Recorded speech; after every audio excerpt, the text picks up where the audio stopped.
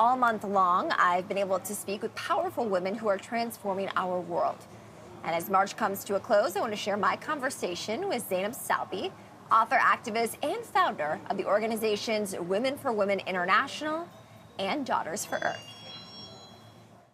I grew up in Baghdad, Iraq, and few things really defined my life and that led me to be an activist and a humanitarian. One is I grew up in war, and at a very young age, I realized the world only discuss war from a man's perspective, as in how the wars are fought, and rarely the world discusses the war or peace from a woman's perspective, which is how to keep life going in the midst of wars and in the aftermath of peace.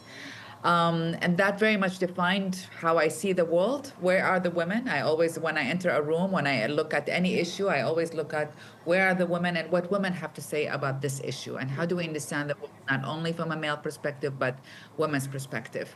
That's why I started Women for Women International. I also grew up with a very strong Iraqi mother. She was the first feminist in my life, who taught me that I have to be independent and strong, and I need to fight for women's rights all my life. And that sort of defined how I look at the world, as I said, and dedicating my life to serving women and the voices of women and marginalized voices worldwide. Why did you want to focus on empowering women fighting the climate crisis as one of your key focuses? Well, it's interesting because just like, as I said, I grew up in war. I then worked in war for 30 years in my life as the founder and former CEO of Women for Women International. And to be honest, I wasn't paying attention to climate change until I realized that the same arc of the story that impacts women in conflict is having with women in climate change, as in women are impacted severely, if not the most, by climate change, with all the displacement, food insecurity, water insecurity. They are doing some magnificent work to keep life going, just like they do in war. In this case, to protect and restore the earth, which is one of the most important actions that we need to do to address climate change, which is the conservation of and biodiversity protection and regenerative agriculture. And they are not getting any attention. Not much media attention gets to women and what they're doing to protect our earth. And in terms of financing, the women are getting 2 cents out of every environmental philanthropic dollar compared to 10 cents out of every humanitarian philanthropic dollar. So you can see there's like the arc of the stories of women do so much work. Their work is not being financed. Their work is not being respected. And mostly they're not being included in the decision-making table. When I realized that, it was like time to change that story. And that's how we founded Daughters for Earth, which is really, we want to mobilize $100 million to fund, and celebrate the heck out of women leading climate actions worldwide. And this is our 2 years anniversary. And within 2 years, we supported more than 100 women efforts in 30 countries. And we realize women are, when it comes to the protection of Earth, women do not need to be empowered. Women are in their power. What they need is for their power to be recognized, supported, financially endorsed, and to be included at the decision-making tables. And I really invite everyone in this Women's Month to join women's actions and to pay attention to women's actions as it comes to restoring and protecting our Earth. Yeah, I couldn't agree more. I think you have a very powerful message here. And sticking with Daughters for Earth, talk to me about the three real priorities here with that on the 2-year anniversary. Congratulations, by the way, in terms of what you're focused on moving forward. Listen, I mean, we want to mobilize $100 million.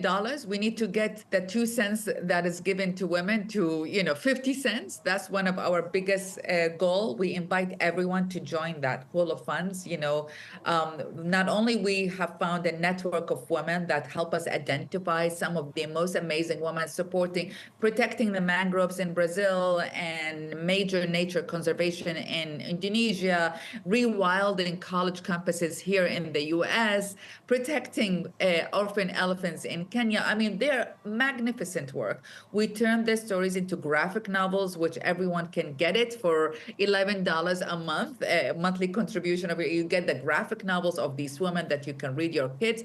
But most importantly, the science behind connecting the dots. Why protecting wildlife and why rewilding our lawns is actually part of climate solutions. Zainab, to that end, what kind of regulation do you want to see in order to see change when it comes to climate change? Very, very good question. We need to protect 50% of our Earth.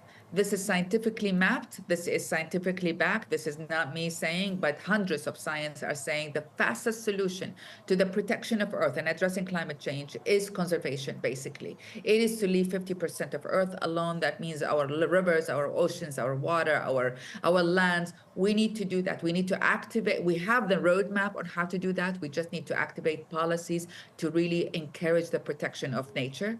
The second thing is we need to shift to regenerative agriculture. Again, we can all do that. This is about policies and about financing. Women happen to be between 40 to 60% of small scale farmers. That is important. They are already shifting to regenerative agriculture, but there's a lot of industrial agriculture. These needs industrial companies need regulations to shift from the agriculture that we're having, commercial agriculture, to regenerative one, that where the health of the soil is at the essence. In terms of renewable energy, which is the third indicators of how we can mitigate climate change, there's a lot of attention going on. There's a lot of, it's almost monopolizing the attention. I'm saying it's good, it's wonderful, but we cannot actually leave these nature-based solutions alone. You did choose to step down from Women for Women International. Why did you feel like it was the right time to move on from that? Oh, great question.